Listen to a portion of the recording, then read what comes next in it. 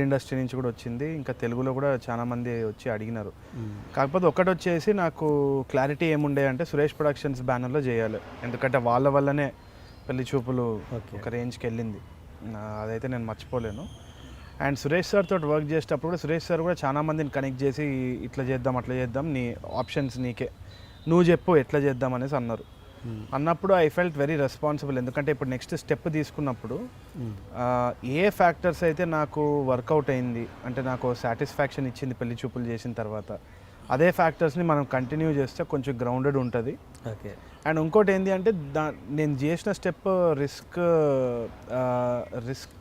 ఎక్కువ ఉంటుంది. నేను suppose if I go with stars and everything, ఎందుకంటే నాకు ఆ స్టార్స్ ఇమేజ్ క్యారీ ఫార్వర్డ్ చేయాలంటే కొంచెం రీసెర్చ్ అయితే చేయాలి. సో ఇప్పుడు మహేష్ బాబు గారి తోటి మూవీ చేయాలి అంటే హీ వాజ్ ఓపెన్, ఆయనను కలవడం జరిగింది.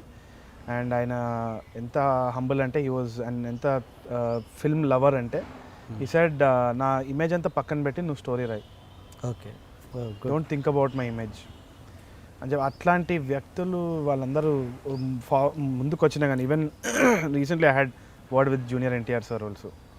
ఆయన దగ్గర కూడా డిస్కస్ చేసినప్పుడు నాకు ఒకటే భయం ఏంది అంటే I don't want to do something, ఏదో ఒకటి రాసేసి తొందర చేసేసి వాళ్ళ ఇమేజ్ టార్నిష్ చేసిన అంటే